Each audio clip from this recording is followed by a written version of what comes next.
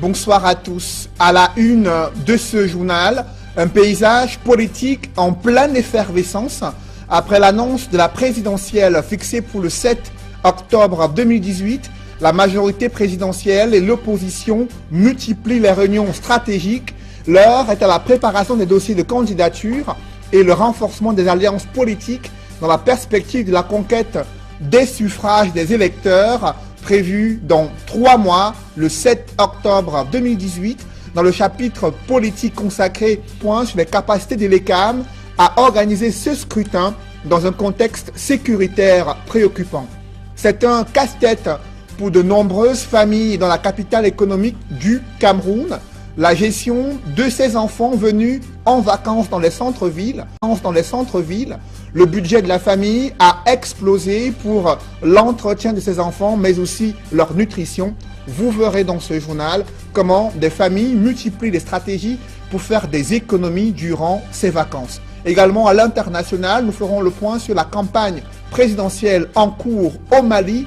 Le président sortant, candidat à sa propre succession, et les 23 autres challengers sont sur le terrain à la conquête des suffrages au Mali. On en parle dans la page internationale du 20h.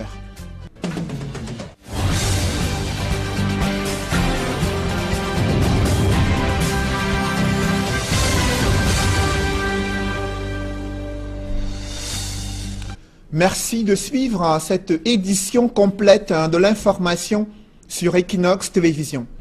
Ça chauffe dans les chaumières au lendemain de la convocation du corps électoral et l'annonce de la présidentielle prévue le 7 octobre 2018 entre réunions stratégiques et convocation imminente des instances de décision.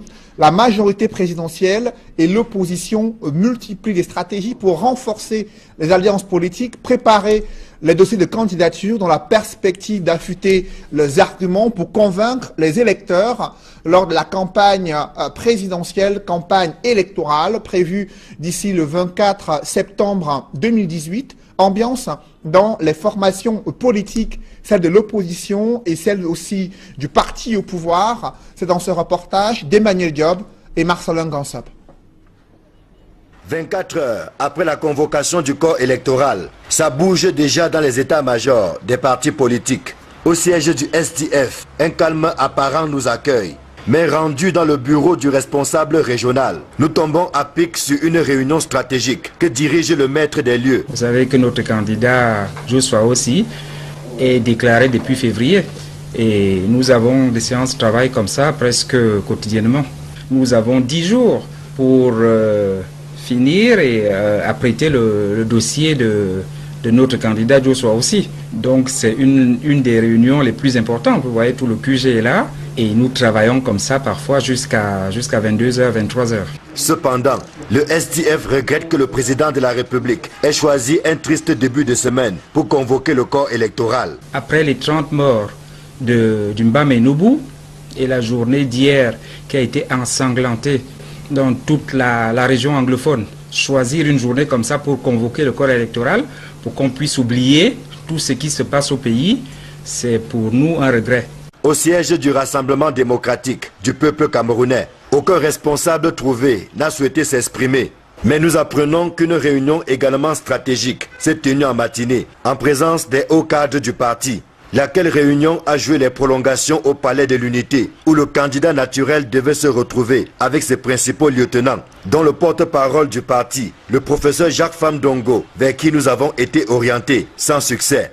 Ambiance des jours ordinaires au siège de l'UNDP. À notre passage, seuls les 2 secrétaires étaient en poste. Mais une réunion du comité central est en vue pour donner la position officielle du parti relativement à l'élection présidentielle du 7 octobre 2018. Le temps pour le président national, Magari Bello Bouba, d'achever la visite des chantiers de la CAN avec le Premier ministre.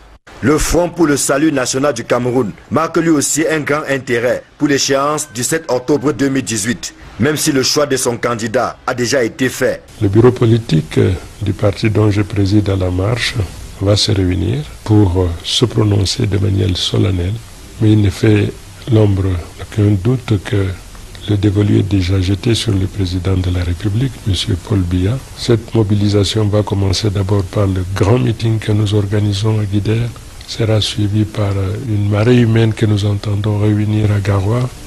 Ce sera ensuite probablement à Maroua et tout le tout sera couronné par un grand meeting que nous organiserons à Douala. Une position qui ne s'éloigne pas de celle de l'UPC, qui revendique une alliance avec le RDPC. Le chef de l'État, en convoquant le corps électoral, a voulu démontrer la maturité de notre peuple et, au-delà de cette maturité, son attachement à notre constitution et surtout à l'expression souveraine de notre nation. Nous sommes fiers de voir que l'âme immortelle, c'est-à-dire cette démarche courageuse qui consiste à sauvegarder notre souveraineté, quels que soient les enjeux de l'heure, que cette âme-là a été respectée. Comme on le voit, ça commence à bouger dans les états-majors des formations politiques. Et nul doute que la pression va davantage monter dans les prochains jours, lorsqu'on sait que les potentiels candidats ont jusqu'au 19 juillet pour faire acte de candidature. Alors que le Cameroun se dirige vers cette présidentielle prévue le 7 octobre 2018, ELECAM n'est toujours pas en mesure de présenter les chiffres exacts des électeurs inscrits sur le fichier électoral. En plus de cette tergiversation, ELECAM est tourmenté par l'insécurité dans les régions anglophones. L'organe en charge des élections s'en remet à l'administration camerounaise. Élisée Bogba et Ike Cyril. À la question de savoir s'il est possible d'organiser une élection en l'état actuel des choses dans les régions du nord-ouest et du sud-ouest, Elections Cameroun, dans un premier temps, ne donne pas une réponse claire. ELECAM annonce qu'elle apprêtera le matériel électoral, mais il reviendra à l'administration d'assurer la sécurité des électeurs. ELECAM donne à ses partenaires stratégiques et l'administration, les administrations de l'État, les éléments qui permettront donc à l'État d'assurer la sécurité avant, pendant et après le scrutin. La localisation, le nombre d'électeurs par exemple, dans ces zones difficiles, la localisation des bureaux de vote et le planning de déploiement du matériel électoral que nous avons établi. La sécurité, c'est le rôle de l'administration, c'est le rôle de l'État et elle est dans l'organisation matérielle. Mais comme si elle reprenait la main après ses premières déclarations, ELECAM se veut maintenant plus clair en affirmant qu'il y aura bel et bien élection dans les régions anglophones du Cameroun. L'administration prendra toutes les mesures qui s'imposent pour qu'il y ait élection là-bas. Qu'est-ce qui va empêcher qu'il y ait élection là-bas? C'est une question de sécurité. L'État va même prendre toutes les dispositions utiles pour que l'élection ait lieu dans ces zones-là. Combien d'électeurs iront-ils aux urnes? La question reste sans réponse. Les inscriptions sur les listes électorales sont certes closes, mais ELECAM est encore en train de toiletter le fichier électoral. Lorsqu'on inscrit, il faut consolider le fichier. Il faut faire le toilettage du fichier. Il y a les électeurs nouveaux qui sont inscrits, qu'il faut loger dans le bureau de vote. Il y a des électeurs qui ont changé de lieu d'habitation, de lieu de vote. Il faut également procéder à ces modifications-là. Hein. Il faut vérifier également l'orthographe des inscrits. Donc on ne peut pas vous dire exactement, tant qu'on n'a pas fini de toiletter ce fichier électoral. Le corps électoral est convoqué pour la présidentielle le 7 octobre 2018.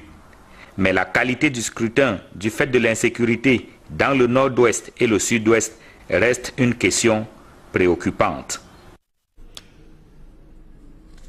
La question du vote des Camerounais résidant à l'étranger est aussi préoccupante. À ce sujet, Election Cameroun fait savoir que des mesures sont prises afin que la voix de la diaspora compte également durant ce scrutin présidentiel. Déployé depuis plusieurs mois en vue de préparer cette élection, des équipes d'Election Cameroun retournent au pays cette semaine. Je vous propose de suivre les explications du directeur général adjoint des élections, Abdoul Karimou. Pour les Camerounais établis ou résidents à l'étranger, là également c'est le prolongement du territoire national, il faut le préciser.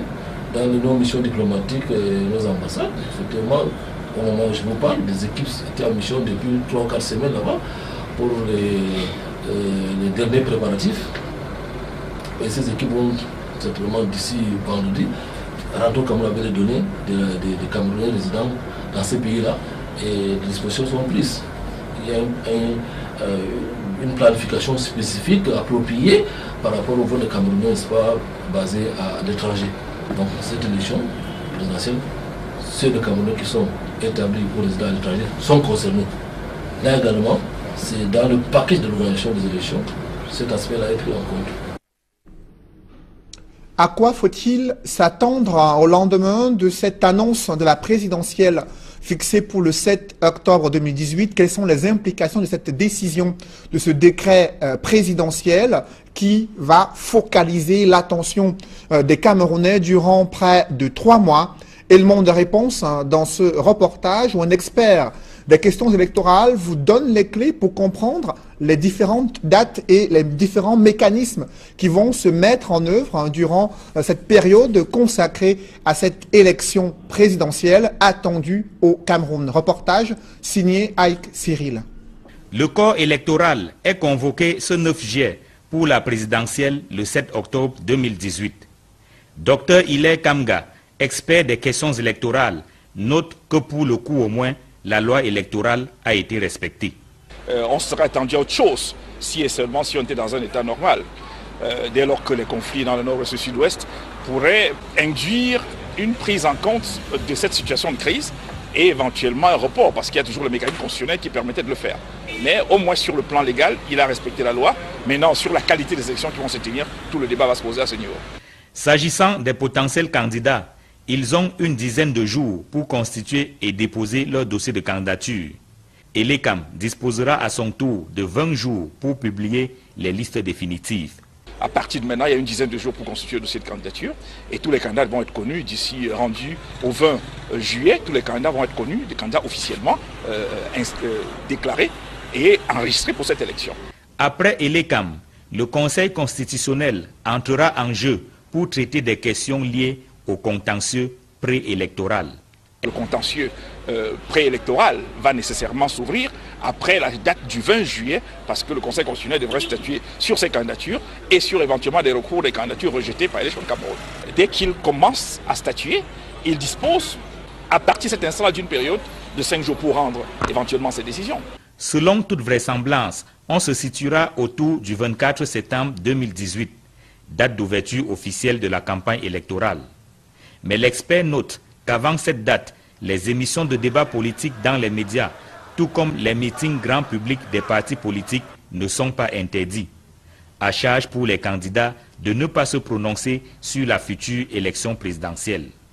Il n'y a aucune disposition légale qui demande à l'organe de gestion des élections ou à toute autre autorité de suspendre les cadres de débat public avant la campagne électorale. Lorsqu'une télévision ou une radio se verra ainsi interpellée par un organe quel qu'il soit, il me semble qu'il est indiqué d'attraire l'autorité qui aurait pris une telle décision devant le juge. Un parti politique est créé pour se vendre, donc pour communiquer, pour faire sa propagande. On n'attend pas la période de campagne pour pouvoir le faire. Maintenant, la propagande sur une élection précise et sur les candidatures ne doit pas être faite avant le début de la période de campagne électorale. Dès l'ouverture officielle de la campagne électorale, l'affichage des banderoles et effigies des candidats est réglementé. Toute personne qui fait des affiches au-delà des dimensions qui vont être données par voie réglementaire, donc par un arrêté, devrait être punie. Qui met ses affiches dans les endroits non programmés pour cela devrait être puni. Last but not the least, la convocation du corps électoral ce 9 juillet entraîne automatiquement l'arrêt des inscriptions sur les listes électorales. Du point de vue des électeurs, il va de soi qu'à partir de ce jour, il n'y a plus d'inscription sur les listes électorales. Avec la convocation du corps électoral, la course à la présidentielle est véritablement lancée. L'élection se tiendra le dimanche 7 octobre 2018. Les bureaux de vote seront ouverts à 8 h et fermés à 18 h précises. Pour être plus clair sur ce dossier consacré à Etoudi 2018, après l'annonce de la présidentielle fixée pour le 7 octobre prochain, la prochaine étape à suivre, c'est celle du dépôt des dossiers de candidature et les différents aspirants ont jusqu'au 19 juillet 2018 à minuit au plus tard, selon le code électoral qui fixe 10 jours après la convocation du corps électoral pour le dépôt des candidatures. Ensuite, les candidatures validées par l'ECAM doivent être publiés au plus tard le 8 août 2018, soit 30 jours après la convocation du corps électoral et 20 jours après le dépôt des dossiers de candidature. La campagne électorale, quant à elle, doit démarrer le 24 septembre 2018 pour s'achever le 6 octobre à minuit. Et les Camerounais électeurs inscrits sur le fichier électoral sont appelés à voter le 7 octobre avec les bureaux de vote qui seront ouverts en journée selon le décret présidentiel. L'on en sait désormais un peu plus sur les circonstances du grave accident survenu vendredi le 6 juillet 2018 dans l'arrondissement de Ndikimineki. Selon le ministre des Transports, ce grave accident est dû à la somnolence au volant du conducteur de ce car coaster, lequel a dérapé à l'entrée du pont sur la Mana et s'est écrasé. Le bilan officiel fait état de 31 morts et 4 blessés graves selon le communiqué du ministre des Transports. Il relève également que le conducteur n'était pas détenteur d'un permis de conduire et son véhicule en état de surcharge présentait un état défectueux. Fort de ce constat, Ernest Ngalé-Bibéré a suspendu la licence de transport du propriétaire du car incriminé. Les certificats d'immatriculation de ces véhicules sont également suspendus pour une durée de 12 mois et un centre de contrôle technique automobile écope de 3 mois de suspension pour avoir délivré un certificat de visite technique à ce véhicule qui a causé ce grave accident survenu vendredi dernier. Parlons à présent des cas de choléra signalés dans le septentrion, une grosse inquiétude dans la capitale économique du Cameroun. Comment expliquer la résurgence de cette maladie? Quelles sont les précautions à prendre au sein des familles? Élément de réponse avec Flavien Valondongo. Parmi les maladies du péril fécal qui menacent plus souvent la population camerounaise, il y a le choléra. Le choléra fait partie des maladies qu'on dit du péril fécal, qui a certains symptômes précis et dû à un organisme appelé Vibrio cholerae. La pathologie qui trouve ses racines dans des os souillés et la promiscuité fait des ravages à Maroua dans la région de l'extrême nord en ce moment. Sans doute une maladie des mains sales. Si vous avez les mains sales et que vous n'êtes pas dans une zone où il y a le choléra, vous n'aurez pas le choléra. Par contre, si vous êtes dans une zone où il y a du choléra et qu'en plus l'hygiène n'est pas assurée, c'est vrai, les mains sales, ça contribue beaucoup à la transmission, mais c'est surtout l'eau sale qui est le premier problème. La ville de Maroua n'est donc pas son premier coup. En 2014, le quartier Doualari a enregistré 12 décès sur les 72 cas recensés cette année-là. Pour des médecins, les milieux sales sont des bassins de cet autre tueur. Le choléra est très lié au déficit d'accès à de l'eau potable. Or, nous savons que l'extrême nord, il y a pas assez d'eau potable généralement. Il y a des animaux qui sont là, très souvent là où on fait les besoins. Ce n'est pas éloigné de ces sources d'eau. C'est tout ça qui favorise l'arrivée du choléra. Le choléra est une maladie évitable. Il suffit de respecter quelques notions d'hygiène. Faire attention à l'eau qu'on boit. Si on peut avoir de l'eau du robinet, de l'eau potable, c'est bien. Si on ne peut pas en avoir, il faut penser à des mesures, la faire bouillir, y mettre un peu de javel. L'Organisation mondiale de la santé, l'OMS, rappelle que le choléra est apparu au Cameroun en 1971. Et depuis 1990, des épidémies importantes se sont succédées avec à la clé des centaines de décès enregistrés.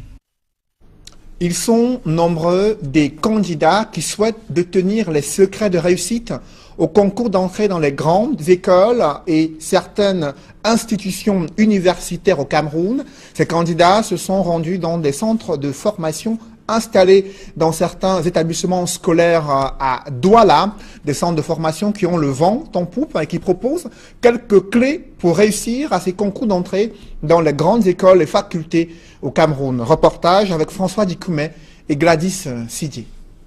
Les groupes de coaching aux différents concours officiels pilulent ces derniers temps. Un mois, voire 7 semaines, c'est le temps que mettent les répétitions en fonction des concours présentés par les candidats. Je présente 3 concours en plus de la FGI que j'ai déjà compris. Ça fait 4 concours pour cette année. En fait, je viens fraîchement de la terminale et je me dis qu'en multipliant mes chances, je peux avoir l'opportunité d'être admis au moins à un concours. Parce qu'en fait, mon objectif, c'est d'être ingénieur dans ma vie. Ingénieur surtout le pétrole, surtout avec l'appui et le secours que nous apportent nos cadres des majorants.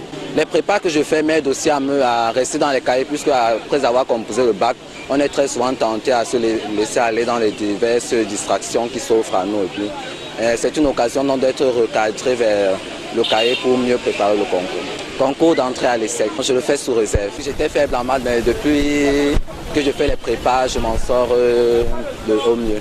Les équipes chargées d'encadrer les candidats sont constituées pour la plupart d'enseignants. Je suis entré à l'école normale en 2011 en tant que major de ma filière. Je me suis dit 3 ans après que je pouvais accompagner, aider mes jeunes frères à accéder à ces grandes écoles aussi. Et du coup, j'ai formé une corporation de jeunes lauréats, c'est-à-dire provenant de Polytech, de faculté de médecine, des écoles normales. Généralement, les 2 premières semaines sont consacrées aux cours magistraux. Et les 2 semaines suivantes, nous engageons avec la correction des anciens sujets, une correction expliquée des anciens sujets. Les 3 dernières semaines, c'est uniquement les TD. C'est-à-dire les enseignants eux-mêmes proposent les QCM ou bien des épreuves. Selon les encadreurs, le taux de réussite au fil des années oscille entre 50 et 75%. Mais ils rencontrent d'énormes difficultés dans la préparation de ces candidats. Ce n'est pas déjà facile dans la mesure où beaucoup, n'est-ce pas, de ces candidats ont laissé l'école. Vous voyez? Mais s'il fallait dire quelque chose quand même concernant le pourcentage, c'est vrai que nous sommes toujours au-dessus de 50%. On pourrait peut-être présenter 30 candidats. Sur les 30, peut-être 23 réussissent. Il faut débourser entre 10 000 et 30 000 francs CFA pour bénéficier de la formation. Efficace ou non, en tout cas, ces cours semblent avoir un certain succès. C'est un casse-tête pour des familles à faible revenu, la gestion de ces nombreux enfants venus en vacances dans les centres urbains. Les budgets des familles ont explosé pour les besoins d'alimentation et de divertissement de ces enfants. Par contre, c'est une autre réalité observée au sein des familles plus aisées.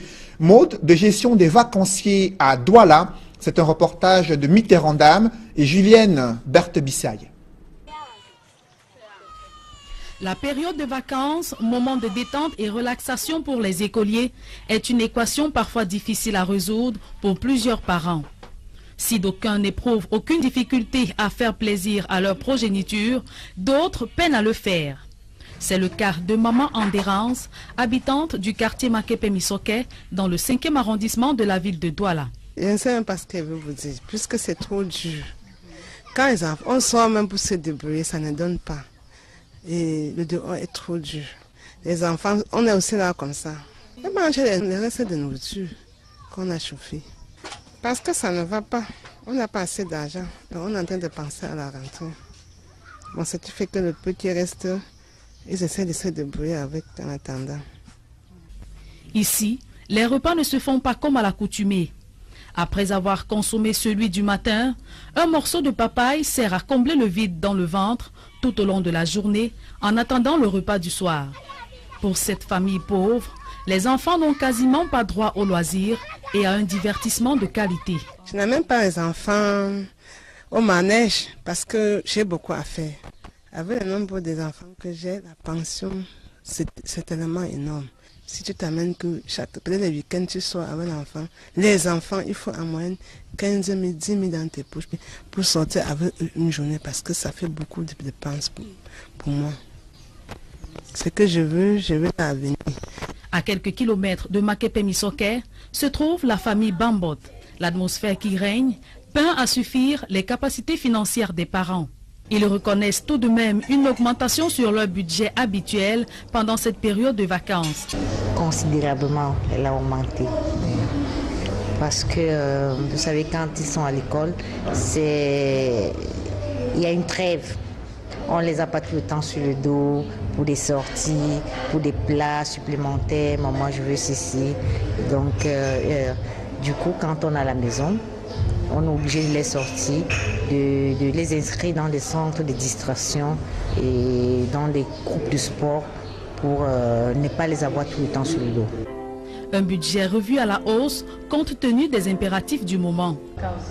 Par mois, on a peut-être un budget de 100 000 francs minimum pendant les vacances, ça augmente parce qu'il y a les petites choses qu'on doit augmenter pour que les enfants ne soient pas distraits.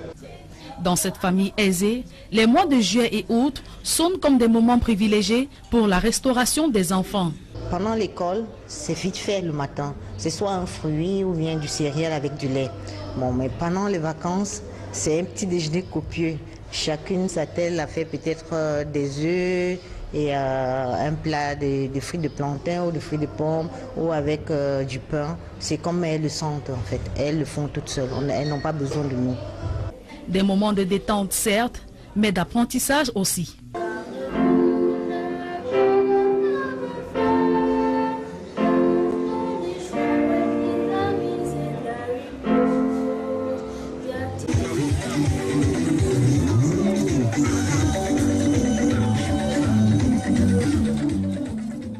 Dans l'escale internationale, les différents candidats à la présidentielle au Mali multiplient les campagnes sur le terrain pour convaincre les électeurs de faire changer la tête du pouvoir au Mali. IBK lui-même engagé face à son principal challenger. Ambiance de campagne électorale malienne, c'est dans ce reportage de Gladys Sidier.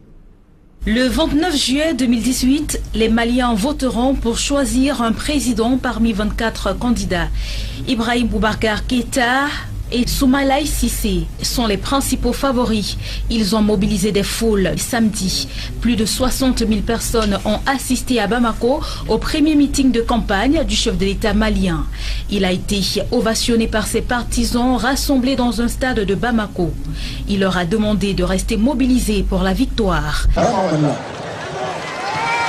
Le principal rival, l'ancien ministre des Finances, Soumaïla Cissé, a de son côté tenu un meeting sur la place de l'indépendance de Bamako où étaient mobilisées des dizaines de milliers de personnes.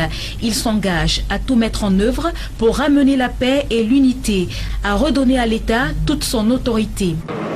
Nous rétablirons la sécurité, nous pacifierons le pays du nord au centre et nous instaurerons un véritable dialogue entre les différentes communautés pour qu'elles puissent de nouveau vivre en harmonie. Le Mali se prépare à une élection présidentielle, pas parfaite à 100%. L'absence de représentants de l'État dans le nord et le centre du pays complique la distribution des cartes d'électeurs et nourrit la crainte de fraude. La communauté internationale présente au Mali avec la MINUSMA et la force française Barkhane attend de ces élections du 29 juillet une relance de l'application de l'accord de paix signé entre mai et juin 2015 qui accumule des retards dans un pays où les attaques djihadistes se multiplient ces derniers mois.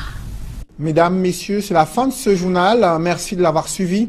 Juste après cette édition du 20h, l'émission Parole de Femmes présentée ce soir par Florazé, et juste après cette émission Parole de Femmes, nos éditions spéciales consacrées à cette Coupe du Monde Russie 2018 avec nos experts qui décryptent les performances de la France et la Belgique. Précisons que le match n'est pas encore terminé et les Bleus mènent au score 1-0. Merci d'avoir suivi ce journal. Je vous souhaite une bonne soirée sur Equinox Télévision.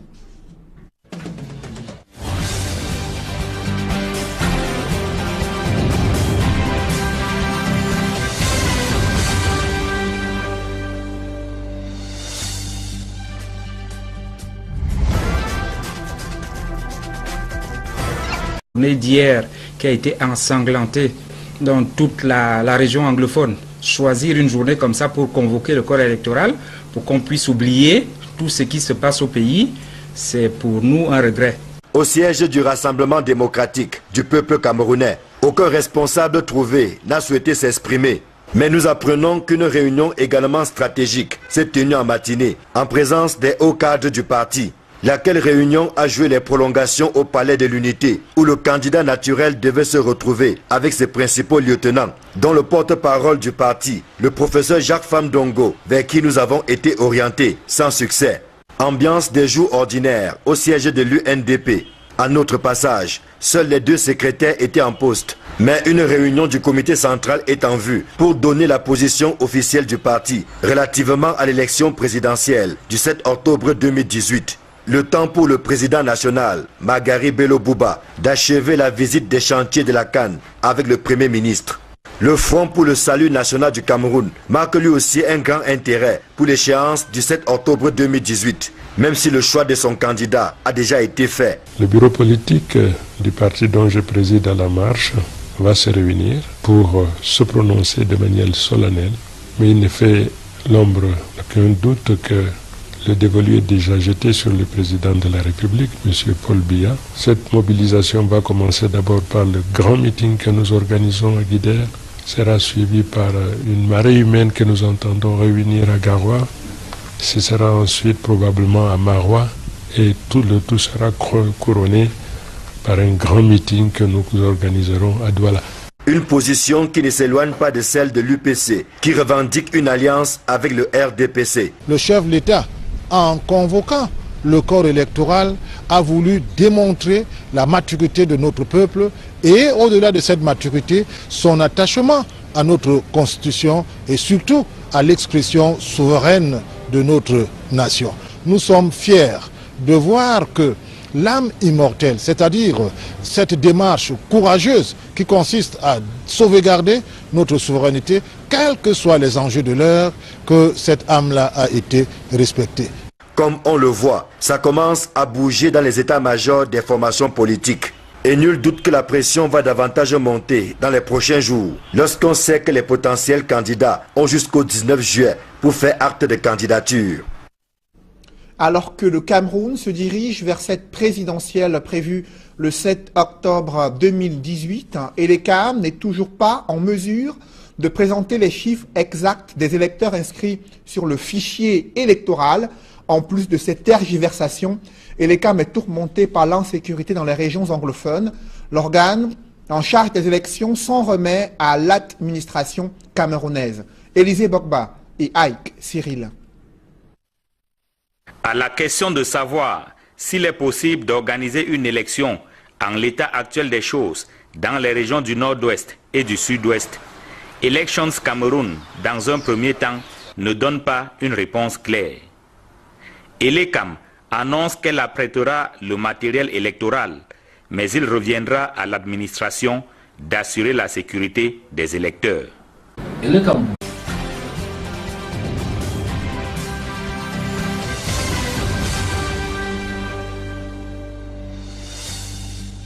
Bonsoir à tous. À la une de ce journal, un paysage politique en pleine effervescence après l'annonce de la présidentielle fixée pour le 7 octobre 2018. La majorité présidentielle et l'opposition multiplient les réunions stratégiques. L'heure est à la préparation des dossiers de candidature et le renforcement des alliances politiques dans la perspective de la conquête des suffrages des électeurs prévue dans 3 mois, le 7 octobre 2018, dans le chapitre politique consacré point sur les capacités de l'ECAM à organiser ce scrutin dans un contexte sécuritaire préoccupant. C'est un casse-tête pour de nombreuses familles dans la capitale économique du Cameroun. La gestion de ces enfants venus en vacances dans les centres-villes, le budget de la famille a explosé pour l'entretien de ces enfants, mais aussi leur nutrition. Vous verrez dans ce journal comment des familles multiplient les stratégies pour faire des économies durant ces vacances. Également à l'international, nous ferons le point sur la campagne présidentielle en cours au Mali. Le président sortant, candidat à sa propre succession, et les 23 autres challengers sont sur le terrain à la conquête des suffrages au Mali. On en parle dans la page internationale du 20h.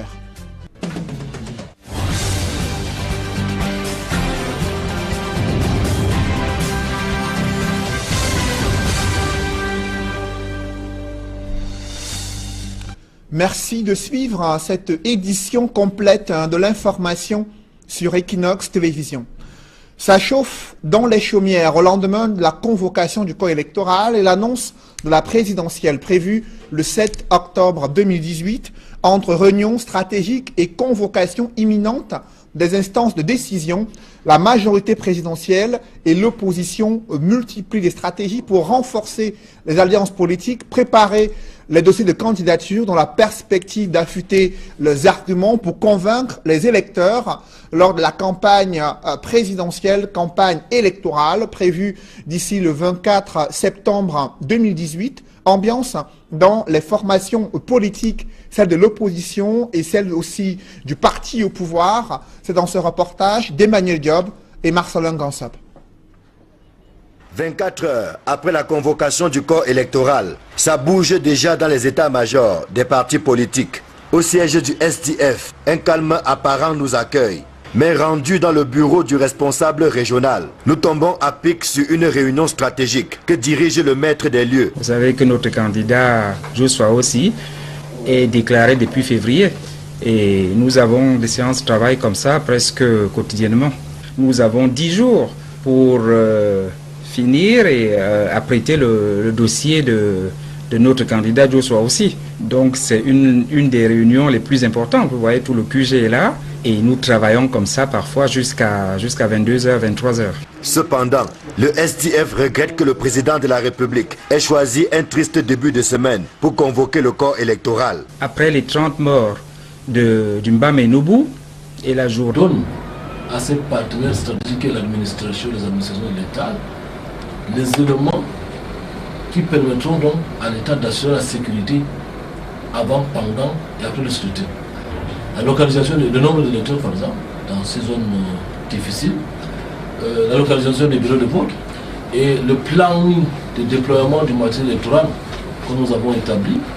La sécurité, c'est le rôle de l'administration, c'est le rôle de l'État et elle est dans l'organisation matérielle.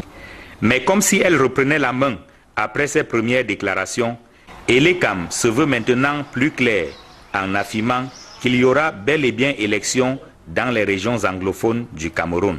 L'administration prendra toutes les mesures qui s'imposent pour qu'il y ait élection là-bas. Qu'est-ce qui va empêcher qu'il y ait élection là-bas? C'est une question de sécurité. L'État va même prendre toutes les dispositions utiles pour que l'élection ait lieu dans ces zones-là. Combien d'électeurs iront-ils aux urnes? La question reste sans réponse. Les inscriptions sur les listes électorales sont certes closes, mais Elekam est encore en train de toiletter le fichier électoral. Lorsqu'on inscrit, il faut consolider le fichier. Il faut faire le toilettage du fichier. Il y a les électeurs nouveaux qui sont inscrits, qu'il faut loger dans le bureau de vote. Il y a des électeurs qui ont changé de lieu d'habitation, de lieu de vote. Il faut également procéder à ces modifications-là. Hein. Il faut vérifier également l'orthographe des inscrits. Donc on ne peut pas vous dire exactement, tant qu'on n'a pas fini de toiletter ce fichier électoral. Le corps électoral est convoqué pour la présidentielle le 7 octobre 2018. Mais la qualité du scrutin, du fait de l'insécurité dans le nord-ouest et le sud-ouest, reste une question préoccupante. La question du vote des Camerounais résidant à l'étranger est aussi préoccupante.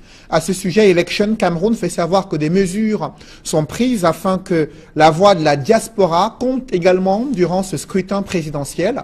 Déployé depuis plusieurs mois en vue de préparer cette élection, des équipes d'Election Cameroun retournent au pays cette semaine. Je vous propose de suivre les explications du directeur général adjoint des élections, Abdoul Karimou. Pour les Camerounais établis ou résidents à l'étranger, là également c'est le prolongement du territoire national, il faut le préciser. Dans nos missions diplomatiques et nos ambassades, effectivement, au moment où je vous parle, des équipes étaient en mission depuis 3 ou 4 semaines là-bas pour les derniers préparatifs. Et ces équipes vont simplement d'ici vendredi rentrer au Cameroun avec les données des Camerounais résidents dans ces pays-là et les dispositions sont prises. Il y a une planification spécifique appropriée par rapport au vote des Camerounais, n'est-ce pas, basé à l'étranger. Donc cette élection présidentielle, ceux des Camerounais qui sont établis ou résidents à l'étranger sont concernés. Là également, c'est dans le package de l'organisation des élections, cet aspect-là est pris en compte. À quoi faut-il s'attendre au lendemain de cette annonce de la présidentielle fixée pour le 7 octobre 2018. Quelles sont les implications de cette décision, de ce décret présidentiel qui va focaliser l'attention des Camerounais durant près de 3 mois? Élément de réponse dans ce reportage où un expert des questions électorales vous donne les clés pour comprendre les différentes dates et les différents mécanismes qui vont se mettre en œuvre durant cette période consacrée à cette élection présidentielle attendue au Cameroun. Reportage signé Ike Cyril. Le corps électoral est convoqué ce 9 juillet pour la présidentielle le 7 octobre 2018. Dr Hilaire Kamga, expert des questions électorales, note que pour le coup au moins, la loi électorale a été respectée. On serait attendu à autre chose si et seulement si on était dans un état normal. Dès lors que les conflits dans le nord et le sud-ouest pourraient induire une prise en compte de cette situation de crise et éventuellement un report, parce qu'il y a toujours le mécanisme constitutionnel qui permettait de le faire. Mais au moins sur le plan légal, il a respecté la loi. Maintenant, sur la qualité des élections qui vont se tenir, tout le débat va se poser à ce niveau. S'agissant des potentiels candidats, ils ont une dizaine de jours pour constituer et déposer leur dossier de candidature. Et l'ECAM disposera à son tour de 20 jours pour publier les listes définitives. À partir de maintenant, il y a une dizaine de jours pour constituer le dossier de candidature et tous les candidats vont être connus d'ici rendu au 20 juillet. Tous les candidats vont être connus, des candidats officiellement déclarés et enregistrés pour cette élection. Après l'ECAM, le Conseil constitutionnel entrera en jeu pour traiter des questions liées au contentieux préélectoral. Le contentieux préélectoral va nécessairement s'ouvrir après la date du 20 juillet parce que le Conseil constitutionnel devrait statuer sur ces candidatures et sur éventuellement des recours des candidatures rejetées par l'élection de Cameroun. Dès qu'il commence à statuer, il dispose à partir de cet instant d'une période de 5 jours pour rendre éventuellement ses décisions. Selon toute vraisemblance, on se situera autour du 24 septembre 2018, date d'ouverture officielle de la campagne électorale. Mais l'expert note qu'avant cette date, les émissions de débat politique dans les médias, tout comme les meetings grand public des partis politiques, ne sont pas interdits. À charge pour les candidats de ne pas se prononcer sur la future élection présidentielle. Il n'y a aucune disposition légale qui demande à l'organe de gestion des élections ou à toute autre autorité de suspendre les cadres de débat public avant la campagne électorale. Lorsqu'une télévision ou une radio se verra ainsi interpellée par un organe quel qu'il soit, il me semble qu'il est indiqué d'attraire l'autorité qui aurait pris une telle décision devant le juge. Un parti politique est créé pour se vendre, donc pour communiquer, pour faire sa propagande. On n'attend pas la période de campagne pour pouvoir le faire. Maintenant, la propagande sur une élection précise et sur les candidatures ne doit pas être faite avant le début de la période de campagne électorale. Dès l'ouverture officielle de la campagne électorale, l'affichage des banderoles et effigies des candidats est réglementé. Toute personne qui fait des affiches au-delà des dimensions qui vont être données par voie réglementaire, donc par un arrêté, devrait être punie. Qui met ses affiches dans les endroits non programmés pour cela devrait être puni. Last but not the least, la convocation du corps électoral ce 9 juillet entraîne automatiquement l'arrêt des inscriptions sur les listes électorales. Du point de vue des électeurs, il va de soi qu'à partir de ce jour, il n'y a plus d'inscription sur les listes électorales. Avec la convocation du corps électoral, la course à la présidentielle est véritablement lancée. L'élection se tiendra le dimanche 7 octobre 2018. Les bureaux de vote seront ouverts à 8 h et fermés à 18 h précises. Pour être plus clair sur ce dossier consacré à Etoudi 2018, après l'annonce de la présidentielle fixée pour le 7 octobre prochain, la prochaine étape à suivre, c'est celle du dépôt des dossiers de candidature et les différents aspirants ont jusqu'au 19 juillet 2018 à minuit au plus tard, selon le code électoral qui fixe 10 jours après la convocation du corps électoral pour le dépôt des candidatures. Ensuite, les candidatures validées par l'ECAM doivent être publiées au plus tard le 8 août 2018, soit 30 jours après la convocation du corps électoral et 20 jours après le dépôt des dossiers de candidature. La campagne électorale, quant à elle, doit démarrer le 24 septembre 2018 pour s'achever le 6 octobre à minuit. Et les Camerounais électeurs inscrits sur le fichier électoral sont appelés à voter le 7 octobre avec les bureaux de vote qui seront ouverts en journée selon le décret présidentiel. L'on en sait désormais un peu plus sur les circonstances du grave accident survenu vendredi le 6 juillet 2018 dans l'arrondissement de Ndikimineki. Selon le ministre des Transports, ce grave accident est dû à la somnolence au volant du conducteur de ce car coaster, lequel a dérapé à l'entrée du pont sur la Mana et s'est écrasé. Le bilan officiel fait état de 31 morts et 4 blessés graves selon le communiqué du ministre des Transports. Il relève également que le conducteur n'était pas détenteur d'un permis de conduire et son véhicule en état de surcharge présentait un état défectueux. Fort de ce constat, Ernest Ngalé-Bibéré a suspendu la licence de transport du propriétaire du car incriminé.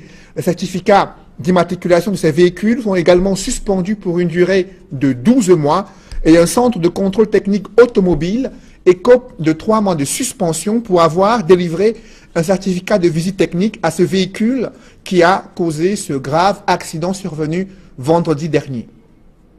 Parlons à présent des cas de choléra signalés dans le septentrion, une grosse inquiétude dans la capitale économique du Cameroun. Comment expliquer la résurgence de cette maladie? Quelles sont les précautions à prendre au sein des familles? Élément de réponse avec Flavien Valondongo. Parmi les maladies du péril fécal qui menacent plus souvent la population camerounaise, il y a le choléra. Le choléra fait partie des maladies qu'on dit du péril fécal, qui a certains symptômes précis et dû à un organisme appelé Vibrio cholerae. La pathologie qui trouve ses racines dans des os souillés et la promiscuité fait des ravages à Maroua dans la région de l'extrême nord en ce moment. Sans doute une maladie des mains sales. Si vous avez les mains sales et que vous n'êtes pas dans une zone où il y a le choléra, vous n'aurez pas le choléra. Par contre, si vous êtes dans une zone où il y a du choléra et qu'en plus l'hygiène n'est pas assurée, c'est vrai, les mains sales, ça contribue beaucoup à la transmission, mais c'est surtout l'eau sale qui est le premier problème. La ville de Maroua n'est donc pas son premier coup. En 2014, le quartier Doualari a enregistré 12 décès sur les 72 cas recensés cette année-là.